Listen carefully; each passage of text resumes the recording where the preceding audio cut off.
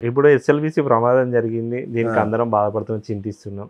ఇలాంటి ప్రమాదం మళ్ళీ జరగదు. కానీ ఇంత రిస్కీ ప్రాజెక్ట్ చేపట్టిన తెలంగాణ అప్రిషియేట్ చేయాలి. కాకపోతే దీన్ని మనం మాట్లాడుకున్నట్టు గ్రౌండ్ ద్వారా, గ్రావిటీ ద్వారానో, కెనాల్స్ ద్వారా లెఫ్ట్ బ్యాంక్ కెనాల్ నుంచి వాటర్ తీసుకోలేకపోయామా? అంటే ఇప్పుడు పుట్టంగండి అని మనం విన్నాం. అక్కడ నుండి వాటర్ ఇస్తున్నారు. అంటే ఎందుకు మళ్ళీ ఎస్ఎల్బీసీనే ఇంత రిస్క్ అయినా కానీ ఎస్ఎల్బీసీకే ఎందుకు మొగ్గు చూపారు? అంటే గ్రౌండ్ ద్వారా కూడా వెళ్ళొచ్చు. ఓకే దాని వెనక్కి పోవాలంటే కొంత చరిత్ర చెప్పాల్సి వస్తుంది. ఓకే. ఎప్పుడైతే 1983లో ఎన్టీ రామారావు గారు ముఖ్యమంత్రి అయిన తర్వాత అప్పుడు చెన్నైకి మనము డ్రింకింగ్ వాటరు, మంచినీరు ఇవ్వాల్సిన అవసరం వచ్చింది. 3 స్టేట్లు తమ యొక్క వాటాలు 5 టీఎంసీలు కేటాయించి, మహారాష్ట్ర 5, కర్ణాటక 5, సమైక్య ఆంధ్రప్రదేశ్ 5, ఈ 15 టీఎంసీల నీరు చెన్నైకి ఇవ్వాలని చెప్పేసి అప్పుడు ఎంజి రామచంద్రన్ గారు సీఎం ఉండేది, ఎన్టీ రామారావు ఇక్కడ ఉండేది. వాళ్ళ అప్పుడు జరిగినటువంటి ఒప్పందం అది. దాని గురించి ఎక్కడి నుంచి ఇవ్వాలన్నప్పుడు శ్రీశైలం నుంచి ఇవ్వాలి, అది కూడా పోతిరెడ్డిపాడు దగ్గర నుంచి ఇవ్వాలనేది. ఓకే. అప్పుడు పైప్ లైన్ వేసి తీసుకుపోవాలన్నట్టయితే ఈ పోయే ప్రాంతం అంతా చాలా కరువు పీడిత ప్రాంతం రాయలసీమ. కాబట్టి జనాలు, రైతులు ఆ పైపులను బలగొట్టి తీసుకుపోతారు. కాబట్టి ఓపెన్ కెనాలే తీసుకుపోవాలని నిర్ణయం చేసి దాని తర్వాత మనం రైతులకు సాగునీరు ఇవ్వకుండా తాగునీరుకి తీసుకుపోతే అది కూడా పోలేవు. కాబట్టి దానిలో ఒక 5 లక్షల ఎకరాలు సాగునీరు కూడా యాడ్ చేసారు అన్నట్టు. ఎప్పుడైతే అక్కడ సాగునీరు అటువైపు అయిందో అది టోటల్గా అవుట్ ఆఫ్ బేసిన్ ఏరియా కదా. ఇప్పుడు గమత ఏంటంటే పోతిరెడ్డిపాడు ఏదైతుందో హెడ్ రెగ్యులేటరు శ్రీశైలంకు ఆనుకొని ఉంటుంది, అది కృష్ణా బేసిన్. ఒక 15 కిలోమీటర్లు పోతే పెన్నా బేసిన్ అది. ఓకే. కాబట్టి నీళ్ళన్నీ ఎక్కడికి పోతున్నాయి? కృష్ణా బేసిన్ నుంచి పెన్నా బేసిన్. అంటే ప్రకాశం కానీ, నెల్లూరు కానీ ఇవన్నీ కూడా కర్నూలు నుంచి మొత్తం పెన్నా బేసిన్ ఆ 15 కిలోమీటర్. అంటే బనకచెల్ల రెగ్యులేటర్ అని ఉంటుంది అక్కడ. ఆ రెగ్యులేటర్ దగ్గర నుంచే లెఫ్ట్కి పోయేది తెలుగంగా అంటారు, రైట్కి పోయేది ఎస్ఆర్బీసీ అంటారు, మధ్యలో పోయేది దాన్ని సర్ప్లస్ వాటర్ వచ్చినప్పుడు వదలడానికి అది పోయిందనమాట. అయితే అవుట్ ఆఫ్ బేసిన్కి నీళ్ళు ఇస్తున్నప్పుడు బేసిన్లో ఉన్నటువంటి నల్గొండ జిల్లా, మహబూబ్నగర్ జిల్లా వీటికి మరి నీళ్ళు ఇవ్వాలి కదా. కాబట్టి కౌంటర్గా అప్పుడు ఏం చేశారంటే ఇటువైపు అటు ఎస్ఆర్బీసీ కూడా తీసుకోవడం జరిగింది. అప్పుడు శ్రీశైలం రైట్ బ్రాంచ్ కెనాల్ అది. అయితే మరి అటువంటిప్పుడు లెఫ్ట్ కూడా ఇవ్వాలని SLBC Srisailam left bank canal. Okay. Left bank canal అనేది ఒకటి అంతకుముందు నుంచే ఇది ఒక అంజయ్ గారు సీఎంగా ఉన్నప్పటి నుంచే కొంచెం ఆలోచనలో ఉన్నదన్నమాట. ఇది పోవాలంటే ఎట్లా పోవాలి, అడవి, మరి టన్నల్ బోరింగ్ మెషిన్ ద్వారానైతేనే నడుస్తుందని చెప్పేసి ఆ రోజు ఉన్నటువంటి టెక్నాలజీ ఎన్ఆర్ రంగనాథ్ గారు అని అప్పుడు మా సిఈ గారు ఉండేది. వారి పీరియడ్లో ఇది ఒక ఆలోచన వచ్చింది. అంకురార్పణ అంటారు కదా, ఎస్ఎల్బీసీకి అంకురార్పణ జరిగింది. ఓకే. ఎప్పుడైతే 83లో అటువైపు తెలుగంగా స్టార్ట్ అయిందో ఇటువైపు కూడా 83 ఎండింగ్లో 84 డిసెంబర్ 14 రోజు ఎన్టీ రామారావు గారు ఒక అఖిలపక్షం సమావేశం పెట్టిండు అన్నట్టు. మనం ఇప్పుడు అయితే ఇందులో ఏమైందంటే నల్గొండ జిల్లాలోని నాయకులు, తెలుగుదేశం అంటే రూలింగ్ పార్టీ ఉన్న వాళ్ళేమో ఆ టనల్ అంటే ఎప్పుడు వస్తుందో ఏమో, నా మోడర్న్ టెక్నాలజీ అంటున్నారు, టీబీఎంస్ వాటితోని మరి 44 కిలోమీటర్లు. ఆ రోజులలో టీబీఎం ప్రిఫరెన్స్ ఉందా సార్? అదే తప్పించి ఇంకోటి లేదు కదా అప్పటికి. దాన్ని అంటే మన దగ్గర లేదు కానీ ఇంటర్నేషనల్గా నడుస్తున్నాయి కదా టీబీఎంస్. మనం ఇదంతా చాలా టెక్నాలజీతోని చాలా వ్యయ ప్రయాసాలకు చేయాల్సిన పరిస్థితి ఉంది. కానీ మనం అందుకనే టెంపరీగా ఇమ్మీడియట్గా నాగార్జున సాగర్ నుంచి లిఫ్ట్ పెట్టి నీళ్ళు ఇవ్వాలనే దాని మీద ఆ రోజు తెలుగుదేశము, సిపిఎం ఈ రెండు ఇటు పట్టుబడుతున్నాయి అన్నట్టు. కాకపోతే అప్పటి వరకు లిఫ్ట్లు అంటే మనకు నాగార్జున సాగర్ మీద ఉన్న లిఫ్ట్లే తెలుసు, టైనీ లిఫ్ట్స్ అని 2000, 3000 అట్లా ఉన్నటువంటివి. అవన్నీ ఫెయిల్యూర్ కింద ఉన్నాయి అన్నట్టు. ఓకే. మనం సరిగా వాటిని మెయింటైన్ చేయలేక, వాటిని రైతుల మీద చేసుకోలేక అనే వరకు కాంగ్రెస్ అండ్ సిపిఐ వాళ్ళు ఏం చేశారంటే అది లిఫ్ట్లు ఏడ పనిచేస్తాయండి, అది వేస్ట్, మన పర్మనెంట్ సొల్యూషన్ టన్నలే. కాబట్టి టన్నెల్కి మనము టెండర్ పిలిచేసి టన్నెల్ని చేయిస్తే అయిపోతుంది. మళ్ళీ లిఫ్ట్ చేసినాక ఏంటంటే అప్పుడే నిర్ణయం చేశారంటే లిఫ్ట్ ద్వారా తాత్కాలికంగా తీసుకొని టన్నెల్ ద్వారా శాశ్వత పరిష్కారం. ఇది తాత్కాలిక పరిష్కారం, అది శాశ్వత పరిష్కారం అని ఆ రోజు మీటింగ్లో ఫైనల్ చేశారు. ఫైనల్ చేస్తే అప్పుడు మా సిఈ గారు ఎన్ఆర్ రంగనాథన్ గారు ఏమన్నారంటే టన్నెల్ అంటేనేమో శ్రీశైలం నుంచి రావాలి, లిఫ్ట్ అంటేనో నాగార్జున సాగర్ 4 షోర్ నుంచి రావాలి. వీళ్ళు ఒకటి తయారు చేశారు డాక్యుమెంట్. ఆ రెండు కూడా ఓ దగ్గర కలుస్తాయి. ఆ నుంచి వచ్చింది, ఈ నుంచి వచ్చిన కాలువ ఒక పాయింట్ సెలెక్ట్ ఓ పాయింట్ దగ్గర కలుస్తుంది కదా, లెవెల్ ఓ దగ్గరకు వస్తుంది, ఆ లెవెల్ నుంచి వస్తుంది. వస్తే ఆ పాయింట్ని కామన్ పాయింట్గా గుర్తించారు అన్నట్టు. ఓకే, కామన్ పాయింట్ గుర్తించి ఎక్కడ సార్ అది? ఇప్పుడు అక్కంపల్లి రిజర్వాయర్ ఉంది కదా, దానికి 2 కిలోమీటర్ల డౌన్ స్ట్రీమ్లో టువర్డ్స్ మెయిన్ కెనాల్లో 2 కిలోమీటర్ దాన్ని కామన్ పాయింట్ అన్నారు. అంటే అప్పుడు అతను ఏమన్నాడంటే ఈ కామన్ పాయింట్ నుంచి డౌన్ అయితే కామనే కదా రెండింటికి, నువ్వు లిఫ్ట్ నుంచి తీసుకున్నా టన్నెల్ నుంచి తీసుకున్నా, కాబట్టి నాకు పర్మిషన్ ఇవ్వండి ఆ కామన్ పాయింట్ నుంచి కింది దాకా కాలువనన్నా మొదలు పెడదాం. ఇప్పుడు టన్నెల్ లిఫ్ట్ అనేది ఇంకా తేల్తలేదు, కాబట్టి ఇవన్నీ కావాలంటే హెడ్ వర్క్స్ కావాలంటే ఇంకా టైం పట్టుతుంది. కాబట్టి let's start the canal, main canal from the common point. Common పాయింట్ని 25 కిలోమీటర్ అంటారు అన్నట్టు. అది ఎక్కడి నుంచి అంటే ఇప్పుడు టన్నెల్ స్కీమ్లో ఇప్పుడు ఇది 44 కిలోమీటర్లు కదా, ఇది వచ్చేసి డిండి రివర్లో పడుతుంది. అవును, లాస్ట్లో డిండి రిజర్వాయర్ అంటే ఇప్పుడు డిండి ఆల్రెడీ రిజర్వాయర్ ఉంది ఇప్పుడు ప్రజెంట్. ఇది దానికి 20 కిలోమీటర్ డౌన్ స్ట్రీమ్లో, దానికి డౌన్ స్ట్రీమ్లో అక్కడ ఒక రిజర్వాయర్ కూడా ప్రపోజ్ చేసారు అన్నట్టు. 7.5 TMCలతో ఒక రిజర్వాయర్ ఆ నీళ్ళు వచ్చి అక్కడ మళ్ళీ ఆ నుంచి మళ్ళీ ఒక 7.5 కిలోమీటర్ల టన్నెల్ మళ్ళీ ఇంకోటి ఉన్నది. అది దానికి నాన్ ఫారెస్ట్ ఏరియాలో ఉంది కాబట్టి దాన్ని DBM మెథడ్తో చేయాలని నిర్ణయం చేశారు. ఇది TBM, ఇది DBM. కాబట్టి ఇది కంప్లీట్ అయింది. ఇప్పుడు అది కంప్లీట్ అయింది, చిన్న టన్నెల్ కంప్లీట్ అయిపోయింది. నేను త్రూ కూడా అవతల కూడా నేను ఒకసారి వెహికల్ తిరిగినాం. అది వచ్చేసి నేరేడుగుమ్మని మన ఫార్మరు ఫార్మర్ హోమ్ మినిస్టర్ నాయన నరసింహారెడ్డి గారి గ్రామం, అది స్వగ్రామం, ఇప్పుడు మండల్ హెడ్ క్వార్టర్స్ అయింది. అక్కడ ఓపెన్ అవుతుంది అన్నట్టు. అక్కడి నుంచి కెనాలిగా త్రూ గ్రావిటీ, అంతే గ్రావిటీ లేదు కదా, అదేమో టన్నల్ వచ్చింది, ఇదేమో ఈ నుంచి ఓపెన్ కెనాల్, అక్కడ జీరో అదనమాట.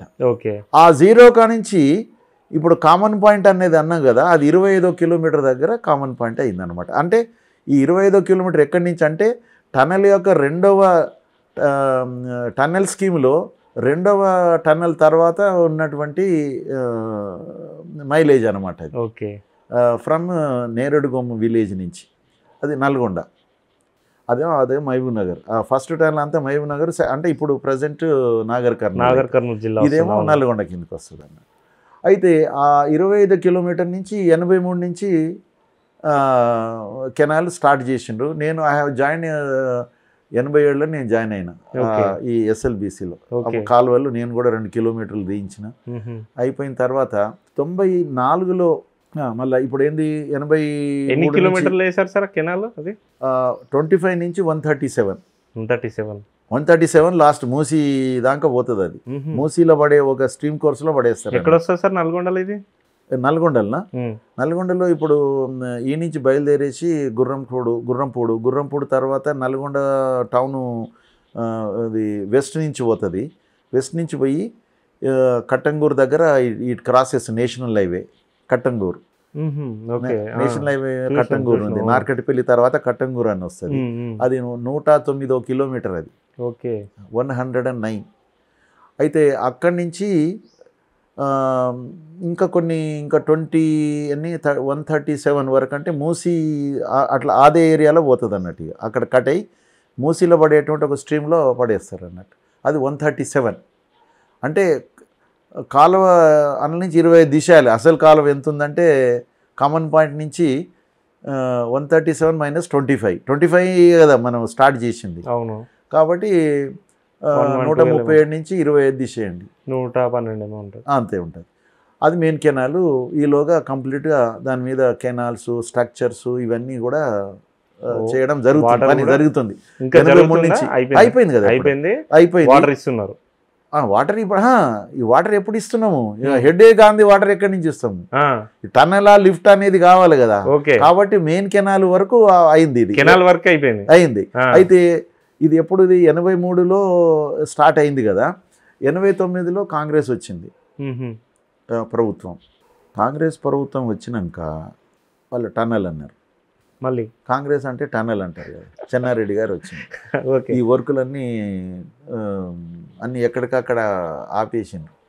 టన్నెలు దానికి సర్వే చేసేసి దానికి టెండర్ పిలుద్దాం, అది దానికి ఎంత అవుతుందో చెయ్యండి, అది ఇది అని చెప్పేసి వాళ్ళు 89 నుంచి 94 దాకా టన్నెల్కు వాళ్ళు ఒక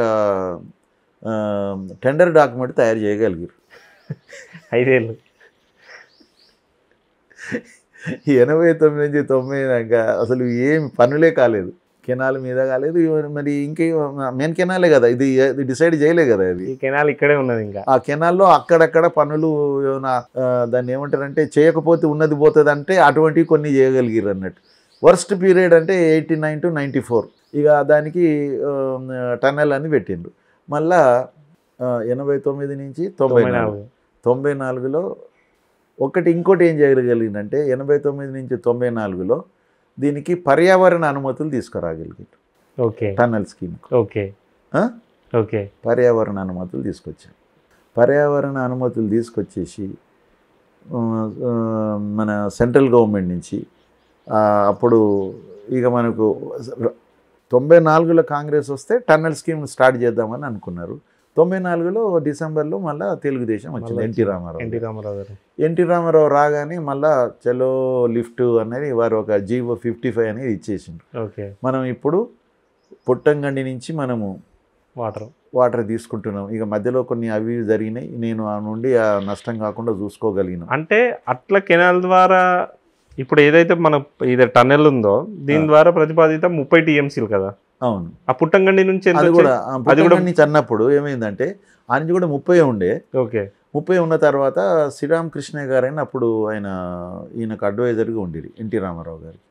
వారు ఏమన్నారంటే మనము మొత్తము 30 TMCలు వాటర్ని లిఫ్ట్ చేసి మెయిన్ కెనాల్ నుంచి మళ్ళీ కిందికి పంపించే బదులు నాగార్జున సాగర్లోనే ఇంకొక కెనాల్ కూడా, అది అంటే హై లెవెల్ కెనాల్ దాని పేరు, అంటే ఫుల్ రిజర్వాయర్ లెవెల్ ఉన్నప్పుడు గ్రాట్యూ ద్వారా వచ్చేటువంటి అవకాశం ఉన్నటువంటి ఏరియాని మనం గుర్తించి దానికి ఒకవేళ నీళ్లు తక్కువ ఉన్నప్పుడు తక్కువ లిఫ్ట్తోని 30 మీటర్ల లిఫ్ట్తోని మనం ఇచ్చినట్టయితే ఒక 80,000 ఎకరాలు వస్తుందన్నమాట. అంటే 3 లక్షలని ఏం చేశారంటే 2.2 అనేది పుట్టంగండి నుంచి డివైడ్ చేశారు. తర్వాత గ్రాట్యూ ద్వారా మనము దాని high level canal of Nagarjuna Sagar, లో లెవెల్ కెనాల్ ఆఫ్ ఏఎంఆర్పి. దీనికి ఏమో లో లెవెల్ అవుతుంది, నాగార్జున సాగర్కి హై లెవెల్. ఆ విధంగా చేసి 2గా చేసి దీనికి 2.2 ఎకర్స్ దీన్ని ఫైనల్ చేసి పుట్టంగండి నుంచి ఒక 4 మోటార్లు ఒక్కొక్కటి 600 క్యూసెక్ల కెపాసిటీ డిశ్చార్జ్ ఉన్నది, 18 మెగావాట్లు ఇది ఫైనల్ చేయడం జరిగింది పుట్టంగండి నుంచి. అది జెంకోకే హెడ్ వర్క్స్ ఇవ్వడం జరిగింది. ఎంట్రస్ట్ చేసినాం పంపింగ్ స్టేషన్ వాళ్ళకైతేనే బాగుంటుంది. ఇరిగేషన్లో మాకు పంపింగ్ స్టేషన్లు అంత పెద్ద ఏదో ఐడీసీ సంబంధించిన చిన్న చేసినాం కానీ ఇంత పెద్ద చేయలేదు కదా, అనుభవం లేదు కాబట్టి మీరే చేయండి అని వాళ్ళకే ఎంట్రస్ట్ చేసినాం. ఎస్టిమేట్ చేసి వాళ్ళకే ఎంట్రస్ట్ చేసినాం. వాళ్ళు ఇది 97లో వర్క్ స్టార్ట్ అయింది. అంటే అక్కంపల్లి రిజర్వాయర్ వర్క్లు 95లో అయినాయి, నడుస్తున్నాయి మావి. నేను ఐ వాజ్ ఇన్ఛార్జ్ ఆఫ్ అక్కంపల్లిలో నేను. దాని తర్వాత 97లో పుట్టంగండి దగ్గర హెడ్ వర్క్ స్టార్ట్ అయినాయి. మన జెంకో కంపెనీకి ఇచ్చినాం అది అందులో దాని అప్రోచ్ కెనాలు, తర్వాత అక్కడ ఒక సిస్టమ్ రిజర్వాయర్ అయిన ఒక 0.3 TMC రిజర్వాయరు మేము చేసినాం డిపార్ట్మెంట్ తరఫున. తర్వాత జెంకోకి ఏంటంటే అక్కడి నుంచి ఒక tunnel 1.5 kilometre tunnel, pumping station, తర్వాత అక్కడి నుంచి ప్రెషర్ మెయిన్ 500 మీటర్ల ప్రెషర్ మెయిన్ ఈ సిస్టమ్ రిజర్వాయర్లో పడేయడం, ఇది వాళ్ళకి ఇచ్చినాం అన్నట్టు. నేను దాని లైజన్ ఆఫీసర్గా ఉండి నేను డైలీ ప్రోగ్రెస్ రిపోర్ట్ నేను చూస్తుంటే నేనే వాళ్ళకు చెక్కులు ఇవ్వాలన్నా ఏది ఇవ్వాలన్నా మనకు బిల్లు పెడదురు, మనం మా దగ్గర నుంచి ప్రాసెస్ అయ్యేది. ఇక పిఓ నుంచి ఇప్పించేది. అయితే ఇది 97లో స్టార్ట్ అయ్యి 2001 సెప్టెంబర్ 1 రోజు ఫస్ట్ పంప్ని కమిషన్ చేయగలిగిన. అప్పటి వరకు భారతదేశంలో the highest capacity pump was 2000 HP only. అది గోదావరి మీద ఎక్కడో ఉన్నది, ఆదిలాబాద్ తర్వాత. అయితే మనది 25,000 HP. ఓకే. అప్పటి వరకు ఆయకట్టు ఒక లిఫ్ట్ స్కీమ్ కింద 70,000 ఉందన్నమాట అదే ప్రాజెక్ట్. మనది ఇక్కడ దాదాపు 25,000 2500 సార్? 25,000. 25,000 18 మెగావాట్స్ అంటే 25,000. అప్పటి వరకు ఉన్నది ఎంత ఇండియాలో? Highest HP was 2,000. ఇది 25,000. దాని తర్వాత లిఫ్ట్ కూడా అప్పటి వరకు వాళ్ళు చేసిన లిఫ్ట్ ఏదైతే ఉన్నదో మనది 30 మీటర్లు 20 మీటర్లు లిఫ్ట్ ఉండేది. మనది 85 మీటర్ల lift, first single stage lift, 85 metres and 18 megawatts pumps and అంటే దట్ ఈక్వల్ టు 25,000 HP. దాని తర్వాత డిశ్చార్జ్ కెపాసిటీ ఈజ్ 600 క్యూసెక్స్ ఒక్కొక్క మోటార్. 600 అంటే దాదాపు 50,000కు సరిపోయేటువంటి వాటర్ అన్నమాట. అటువంటివి 4 మోటార్స్. ఇవన్నీ కూడా 2003 డిసెంబర్ వరకు 4 కమిషన్ అయిపోయినాయి. ఈలోగా అక్కంపల్లి రిజర్వాయర్ అయింది. ఆ పుట్టంగండి నుంచి అక్కంపల్లికి ఉన్న 10 కిలోమీటర్స్ లింక్ ఛానల్ అయిపోయింది. ఇవన్నీ అయిపోయి మనము 2001 సెప్టెంబర్ తర్వాతనే వాటర్ రిలీజ్ చేసినాం. అప్పటి వరకు అవి అయిపోయినాయి కాబట్టి నల్గొండ వరకు కూడా నీళ్లు పోయినాయి. ఈ మెయిన్ కెనాల్ డిస్ట్రిబ్యూటరీ కంప్లీట్ కాలేదు. ఓకే. కాబట్టి తర్వాత డిస్ట్రిబ్యూటరీ అయింది. ఈ 2003 డిసెంబర్లో చంద్రబాబు నాయుడు గారు డిసెంబర్ 18 రోజు పుట్టంగడికి వచ్చి 4th పంప్ కూడా కమిషన్ చేసిపోయిండు. లాస్ట్ పంప్ చేసిపోయిండు. ఏదైతే మీరు టన్నెల్ ద్వారా అందించాలనుకున్నది పుట్టంగండి ద్వారా అందించారు. మొత్తం టన్నెల్ ద్వారా అందించవలసింది ఏదైతుందో 3 లక్షల ఎకరాలకు 2.2 దీని ద్వారా అయింది. లో లెవెల్ కెనాల్ తర్వాత కమిషన్ అయింది. అది కొంచెం లేటుతోని. అర్థమైంది కదా. మన తెలంగాణ వచ్చినాక అయింది అది కొంత. అయితే ఈ 2 అయిపోయిన తర్వాత 2004లో కాంగ్రెస్ ప్రభుత్వం వచ్చింది.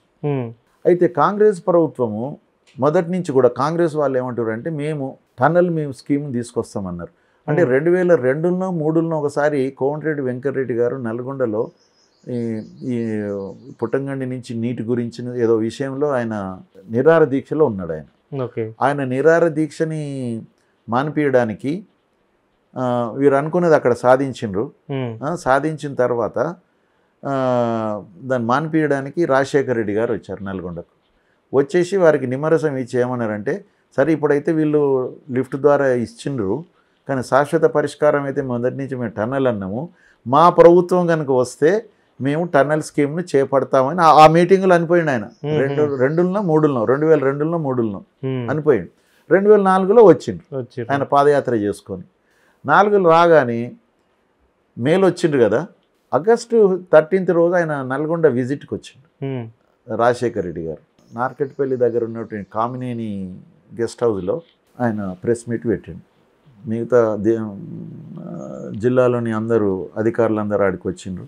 ఆయన ప్రెస్ మీట్లో మిగతా అన్ని విషయాలు మాట్లాడుతూ ఈ విషయం చెప్పిండు, మేము త్వరలోనే నల్గొండ జిల్లాకు ఎస్ఎల్బిసి ప్రాజెక్టుని చేపట్టబోతున్నాం, నల్గొండ జిల్లాకు నీళ్ళు ఇవ్వాలని ఉద్దేశం మీద అని ఆ మాట కూడా అన్నారు వారు. ఓకే. దాని మీద వివరణ గురించి ఒక విలేకరు ఒక ప్రశ్నే లేదు, ఏమీ లేదు. తెల్లారి పేపర్లో ఏ పేపర్లా కవర్ కాలేదు ఆ మాట. ఒక సీఎం వచ్చి ఒక జిల్లాకు వచ్చి మేము ఎస్ఎల్బిసిని టేకప్ చేస్తాము త్వరలోనే అన్న మాటని ఏ ఒక్క పేపరు కవర్ చేయలేదు. మెయిన్ పేపర్లో రావాల్సింది రీజనల్ పేపర్, డిస్ట్రిక్ట్ పేపర్లో రాలేదు, తర్వాత ఎండ్ల రాలేదు. ఒక్క ఈనాడులో లాస్ట్ పేజ్, మొదటి పేజీలో రాలేదు, లాస్ట్ పేజీలో లాస్ట్ పేరాలో ఒక సెంటెన్స్ ఇచ్చిండు, ఒక సెంటెన్స్. తర్వాత ముఖ్యమంత్రి గారు ఎస్ఎల్బిసి ప్రాజెక్టును కూడా చేపడతామని చెప్పారు అన్నది కథ. అదొకటే సెంటెన్స్. అంటే నేను ఆగస్టులో ఇది అంటే నేనేమంటా అంటే దీంతో మీ లక్ష్యం నెరవేరింది కదా, ఏదైతే ప్రభుత్వం పుట్టంగండితో అయిందా, మళ్ళీ టనెల్కి ఎందుకు రావాల్సి వచ్చింది? అందుకని ఎవరు నమ్మలేదు. ఇది ఎందుకు, ఇప్పుడు దాని లక్ష్యం నెరవేరింది కదా, ఇప్పుడు టన్నెల్ ద్వారా ఇవ్వవలసిన లక్ష్యం లిఫ్ట్ ద్వారా వచ్చింది. 3-4 ఏళ్ళ నుంచి వరకు కెనాలే రన్ అవుతుంది కదా, దాన్ని కంప్లీట్ చేసుకుంటే అయిపోతుంది కదా. దానికి డిస్ట్రిబ్యూషన్ నెట్వర్క్ ఇట్లా ఇంక కాలేదు, అవి చేసుకోవాలి అంతే అని ఉండిది. చాలామంది ఇంజనీర్లలో కూడా అదే ఉండే. కానీ అంటే ప్రభుత్వానికి చెప్పలేదు ఆ రోజు? ఇది రాజశేఖర్ రెడ్డి గారి నిర్ణయం. ఓకే. అందులో కాంగ్రెస్ నిర్ణయం మొదటి నుంచి.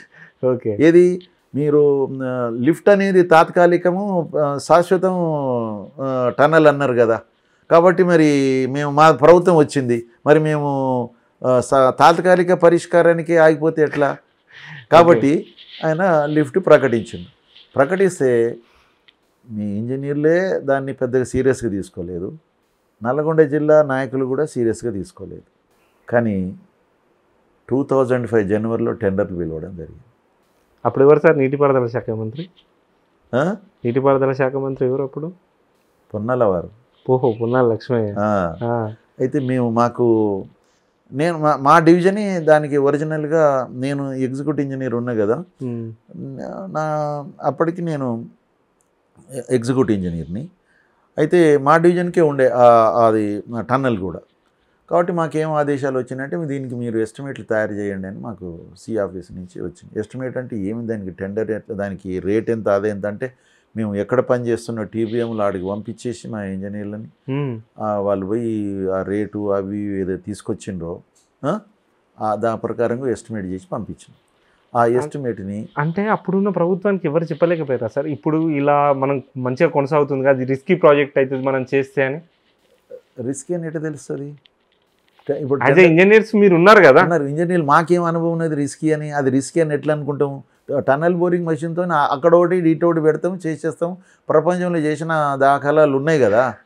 కానీ ఇంజనీర్గా మనం రిస్క్ అనడానికి ఎట్లుంటుంది? టన్నల్ బోరింగ్ మెషిన్తో అంతకుముందు దాని మీద చాలా కొన్ని సంవత్సరాల నుంచి 5 సంవత్సరాలు కాంగ్రెస్ ఏది 89-90 దాకా చాలా స్టడీ అయింది కదా. ఓకే. ఇంటర్నేషనల్గా బిడ్డింగ్ పిలవడానికి అని చెప్పేసి దాన్ని వాళ్ళని ఎక్స్పర్ట్స్ని తీసుకొచ్చేసి ఎంత అవుతుంది బిడ్డింగ్ పిలవడానికి ఎంత కాస్ట్ అవుతుంది కూడా చేయడం జరిగింది. ఇంటర్నేషనల్ బిడ్డింగ్ కూడా టెండర్ పిలిచారు.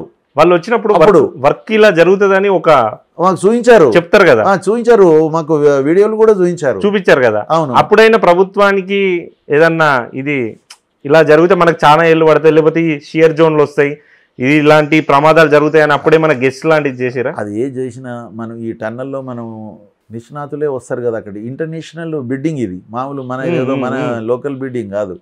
మీరు అన్నట్టు వాళ్ళు వీడియోలు కూడా చూపించారంటే, వీడియోలు చూపించారు. మా జర్మనీకి మా సి గారు ఎన్ఆర్ రంగనాథన్ గారు వెళ్ళి అక్కడ టన్నల్ బోరింగ్ మెషిన్స్ చూసి ఆయన వచ్చి మాకు ఎన్నో సార్లు మాకు క్లాసులు తీసుకొని మాకు అన్ని అవగాహన సదస్సులు పెట్టాడు ఆయన.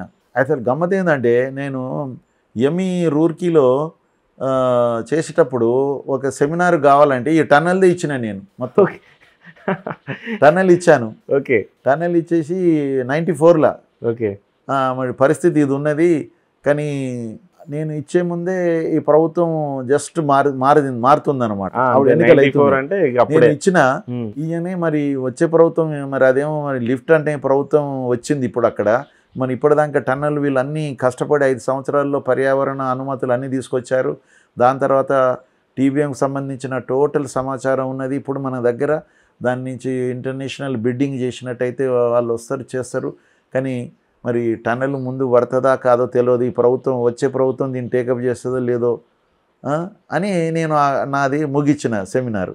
నేను సెమినారు అంతా అయిపోయింది. వచ్చే వరకు ఈయన మారిపోయింది, ఈయన లిఫ్ట్ అన్నాడు. లిఫ్ట్ తర్వాత కమిషన్ అయిన తర్వాత 2004లో ఎప్పుడైతే కాంగ్రెస్ ప్రభుత్వం వచ్చిందో ఎవరు నమ్మకున్నా కూడా గట్టిగా ఆదేశాలు వచ్చేసినాయి. మేము ఎస్టిమేట్ చేసేసినాం, పంపించేసినాము. జనవరిలో టెండర్ నోటీసు పోయింది. టెండర్ నోటీస్ అయిన తర్వాత మాకు అది ప్రాసెస్ చేసి చేయంగా లాస్ట్కు ఆగస్టులో అగ్రిమెంట్ అయింది వీళ్ళతో, జయప్రకాష్ వాళ్ళతో. అయితే ఒకటి అడగొచ్చు, సార్ మరి ఏంటిది ప్రయోజనం అనేది దీని ద్వారా అనేది? ప్రయోజనం ఒకటి ఏంటంటే దీని ద్వారా మనకు గ్రావిటీ ద్వారా నీళ్ళు వస్తున్నాయి. ఇక్కడ మనకు లిఫ్ట్ ద్వారా మనకు వచ్చేవి మనకు టోటల్గా మనకు ఏదైతే ఉన్నదో ఇది 2400 క్యూసెక్లే వస్తాయి కదా. ఒక్కొక్కటి 600 × 4 అంటే 2400. ఇక్కడ 4000 క్యూసెక్లు వస్తున్నాయి అన్న. ఓకే. 4000 క్యూసెక్స్. అది కూడా ఇంకా శ్రీశైలం కనుక ఇంకా ఎక్కువ లెవెల్లో ఉంటే అంటే ఎఫ్ఆర్ఎల్ కండిషన్లో ఉంటే we can draw 6000 cusecs also. అట్లా మనం లెక్కేస్తే అంటే ఆ హెడ్ ఉంటుంది కదా, హెడ్ వల్లనే ఏమవుతుందంటే మనకు విలాసిటీ పెరుగుతుంది అన్నట్టు. విలాసిటీ పెరిగి మనకి ఎక్కువ డిశ్చార్జ్ వస్తుంది. అయితే అదొకటి. దాని తర్వాత మనకు పుట్టంగండి వలన సంవత్సరానికి 250 కోట్లు సీసీ ఛార్జెస్ అవుతుంది, కరెంట్ బిల్ అవుతుంది. ఓహో. ఈ కరెంట్ బిల్లు తప్పి ఇచ్చినట్టు అవుతుంది.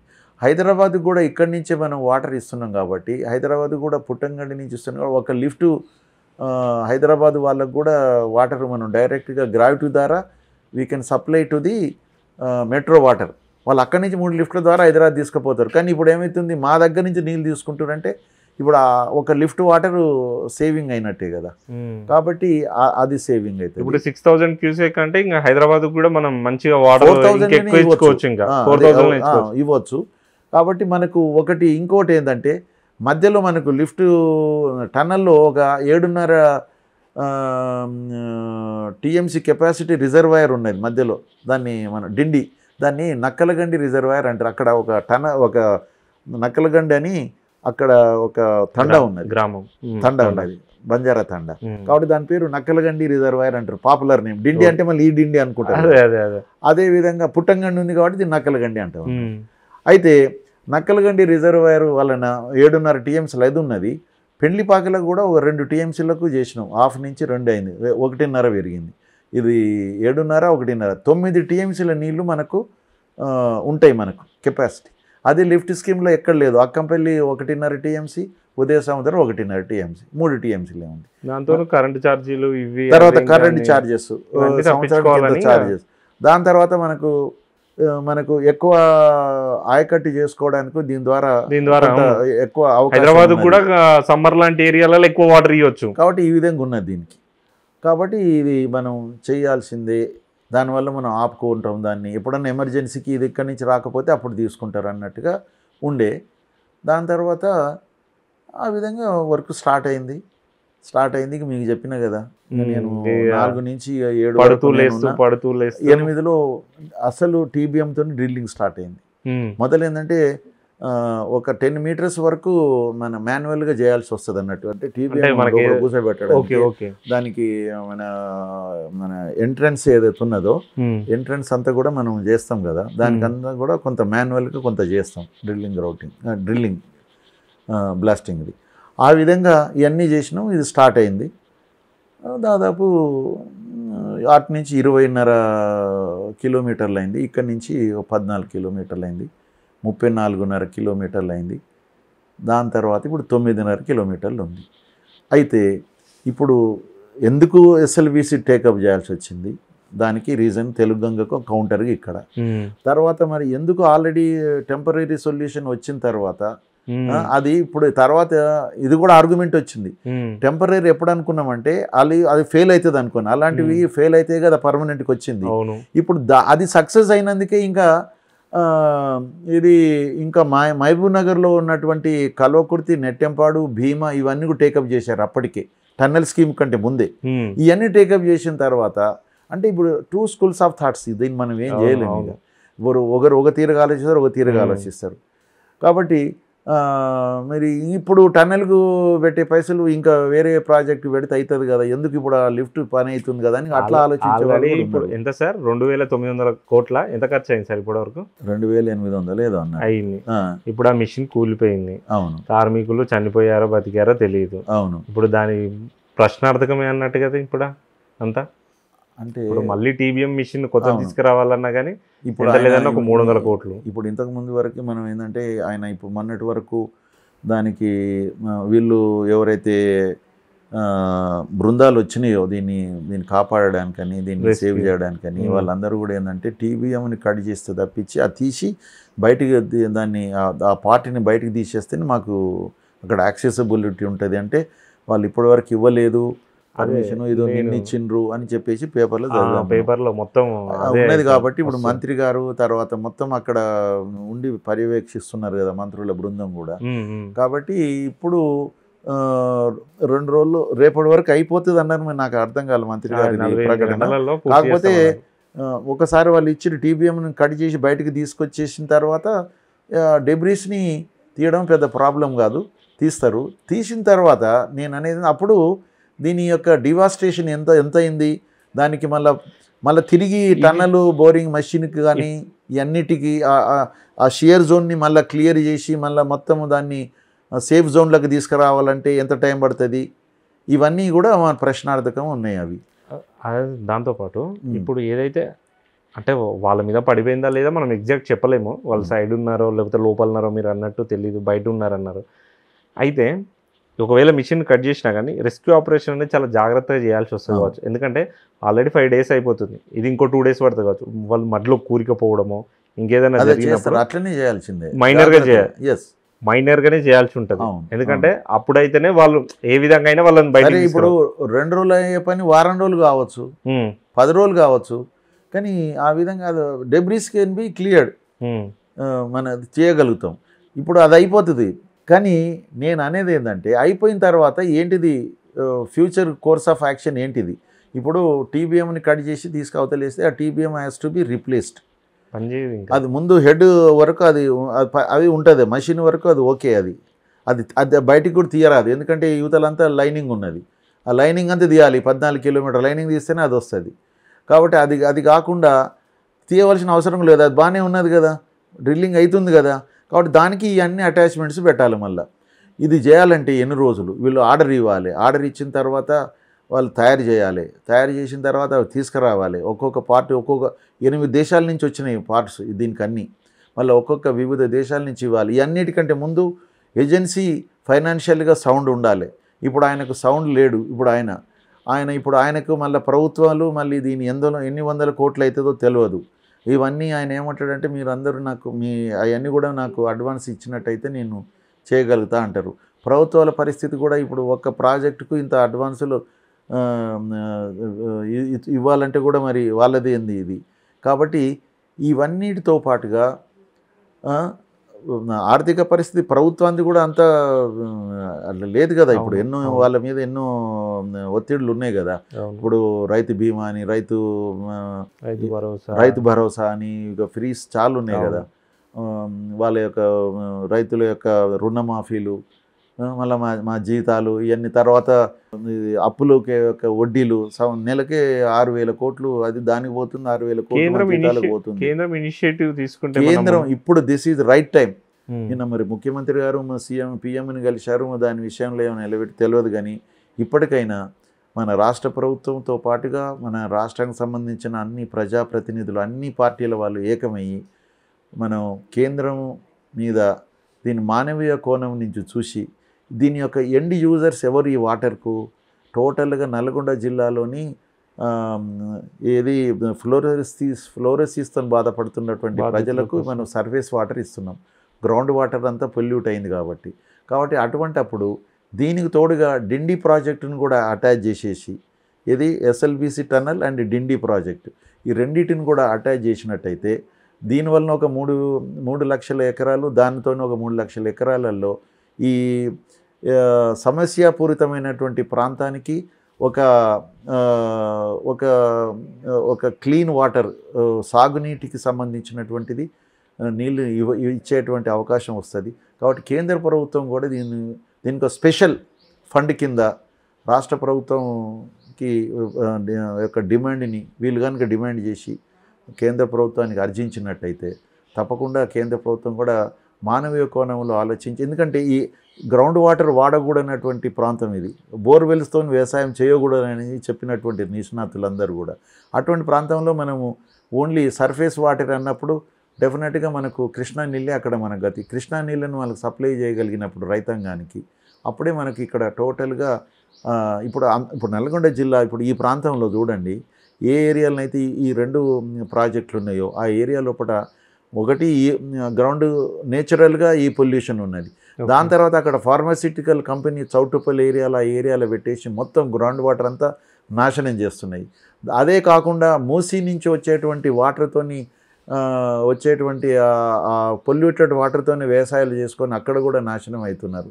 ఆ పంట కూడా తిన్నటువంటి వాళ్ళకి ఎన్ని రోగాలు వస్తున్నాయి. ఇన్ని తీర్ల మూసి వలన, ఫార్మాసిటికల్ కంపెనీల వలన, ప్లస్ ఆల్రెడీ గ్రౌండ్ వాటర్లో 100 feet బిలో ఫ్లోరిన్ ఎక్కువ ఉన్న కారణంగా ఇన్ని తీర్ల ఇబ్బందుల్లో ఉన్నటువంటి ప్రజానీకానికి బయటపడేయాలంటే ఈ 2 ప్రాజెక్టులని ఒకటి చేసి ఒక ప్రాజెక్ట్ కింద సెంట్రల్ ప్రాజెక్ట్ కింద టేకప్ చేసి అసలు సుష్మా స్వరాజ్ గారు ఇక్కడ అప్పుడు ఎన్నికలప్పుడు వచ్చినప్పుడు మేము డిండి ప్రాజెక్టుని అక్కడ మోడీ గారు అన్నారు మహబూబ్ నగర్లో పాలమూరు రంగారెడ్డి నేషనల్ ప్రాజెక్ట్ అని, సుష్మా స్వరాజ్ గారు ఇక్కడ డిండి ప్రాజెక్ట్ అన్నారు, జాతీయ హోదా ఇస్తామన్నారా అని చెప్పారు. కాబట్టి ఇప్పుడు ఈ పరిస్థితులలో మానవీయ కోణం ఆలోచించి ఇస్తే బాగుంటుంది. ఎందుకంటే ఏజెన్సీ మొత్తము బ్యాంక్రప్ట్, రాష్ట్ర ప్రభుత్వాల యొక్క ఆర్థిక పరిస్థితి కూడా ఒక్క ప్రాజెక్టు మీద ఇంత కాన్సన్ట్రేట్ చేయలేని పరిస్థితి. కాబట్టి ఈ విధంగా చేసినట్టయితే బయటపడతాము అని మేము అనుకుంటున్నాము. కేంద్ర ప్రభుత్వం ముందుకు రాకపోయినట్టయితే ఈ ప్రాజెక్టుకి ఇంకెన్ని రోజులు అవుతుందో ఏమవుతుందో అనేది నేను అనుకుంటున్నాను. నాది ఇంకొక ప్రశ్న సార్, ఏంటంటే ఇలాంటి ప్రమాదాలు సరే ఇప్పుడు కాకపోయినా భవిష్యత్తులో టెక్నాలజీ పెరుగుతుంది కాబట్టి సొరంగాలను తవ్వాల్సిన అవసరం వస్తుంది, చేస్తారు కూడా. అయితే రెస్క్యూ ఆపరేషన్ అనేది ఫాస్ట్గా చేసే ఎక్విప్మెంటు మనం అంటే బోర్వెల్లో పడితే ఒక్కోసారి తొందరగా బయటికి తీస్తున్నాం, ఒక్కోసారి మరణించిన అది కూడా ఉన్నాయి, ఒక్కోసారి వేరే టెక్నాలజీ ఏదైనా యూజ్ చేసి మనం ఆక్సిజన్ లాంటివి పంపించి. కానీ ఇలాంటి వాటిలలో సిల్క్ ఏరాలో సాఫీగా సాగిపోయింది. కానీ ఇక్కడ ఆ సిచ్యువేషన్ లేదు. ఫాస్ట్గా వాళ్ళని బయటికి తీసుకొచ్చే అవకాశాలు ఏదైనా భవిష్యత్తులో ఉంటాయంటారా? అంటే ఇప్పుడు ఉన్నాయి పోనీ ఎక్కడన్నా? ఇప్పుడు ఉన్నటువంటి వాటికి అన్ని తీర్ల ఏవైతే పాసిబిలిటీసో అన్ని ఇప్పుడు అక్కడ ఉన్నారు, అందరు ఏజెన్సీ అన్నీ ఉన్నారు. ఇంకా భవిష్యత్తులో ఇది నెసెసిటీ ఇది మదర్ ఆఫ్ ఇన్వెన్షన్ అంటారు. అసలు ఇన్వెన్షన్ అంటారు కదా, నెసెసిటీ కదా మనకు. ఇప్పుడు దాన్ని బట్టి ఇప్పుడు ఇంకా కొత్త కూడా ఇంకా ఈ సిచ్యువేషన్ బట్టి ఇంకా కొత్త ఇన్వెన్షన్స్ కూడా వచ్చే అవకాశాలు ఉండవు. ఇప్పటివరకు మన ఇండియాలో ఉన్నాయని అంటున్నారు, ఇప్పుడు ఉన్నాయని అంటున్నారు కదా. మాకు ఇంతకుముందు ఇలాంటివి వచ్చినాయి, మేము ఫేస్ చేసినాము, తీయగలిగినాము, చేసినాము అంటున్నారు. కాకపోతే మీరు చెప్పినట్టుగా ఇక్కడ టీబీఎంని బ్రేక్ చేయవలసినటువంటి డెసిషన్లో ఏమైనా లేట్ అయిందేమో నేను భావిస్తున్నా. అది కాకపోయినట్టయితే ఆ రోజు తెల్లారే దాన్ని ఆ టేకప్ చేసినట్టయితే అసలు ఇమీడియట్గా అసలు రెస్క్యూ ఆపరేషన్ అయిపోయేది ఉండొచ్చు ఇప్పటి వరకు అని నేను అనుకుంటున్నాను. నేను అసలు అది మరి ఇప్పుడు టీబీ ఎందుకంటే 100 కోట్లు విలువ చేసేటువంటి టీబీఎంని బ్రేక్ చేయాలి అనే దాని డెసిషన్ తీసుకునే దానికి మరి ఎవరు రెస్పాన్సిబుల్?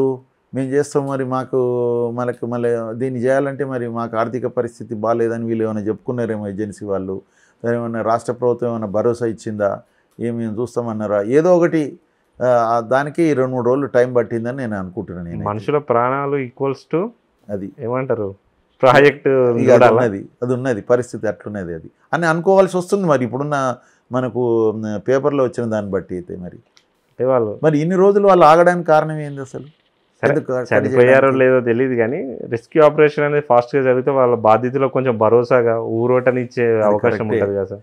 రెస్క్యూ ఆపరేషన్స్ అనేది ఇప్పుడు మనం ఎవరిని తప్పుపట్టే పరిస్థితి లేదు. అవును, ఎందుకంటే ఇప్పుడు స్టేట్ గవర్నమెంట్ కానీ సెంట్రల్ గవర్నమెంట్ కానీ వాళ్ళకి ఏదైతే చేయగలుగుతారో అవన్నీ చేశారు. ఇప్పుడు అక్కడ 600-700 మంది ఉన్నారంటే మామూలు విషయం కాదు కదా.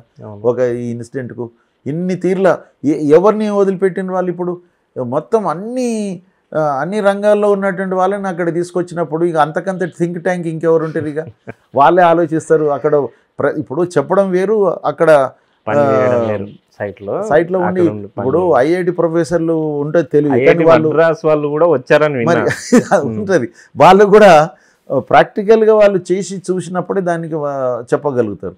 ఇప్పుడు థియరిటికల్గా మస్తుగా చెప్పొచ్చు, కానీ ప్రాక్టికల్గా చేసిన నాలెడ్జ్ ఉన్నటువంటి వాళ్ళు కూడా అక్కడ ఉన్నారు. ఇప్పుడు ఎల్ఎన్టీ వాళ్ళు ఉన్నారు అక్కడ, ఈవెన్ మెగా వాళ్ళు కూడా ఉన్నారు అక్కడ. వీళ్ళే కాదు ఇంకా వేరే వాళ్ళు కూడా ఎంతోమంది ఉన్నారు.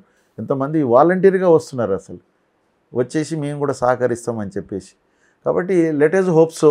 థ్యాంక్ యూ సార్, చాలా మీ అనుభవం మొత్తం చెప్పారు. ఈ టన్నెల్లో బయటపడ్డ వారు వస్తారు, ఈ 2-3 డేస్లో రెస్క్యూ ఆపరేషన్ జరుగుతుంది.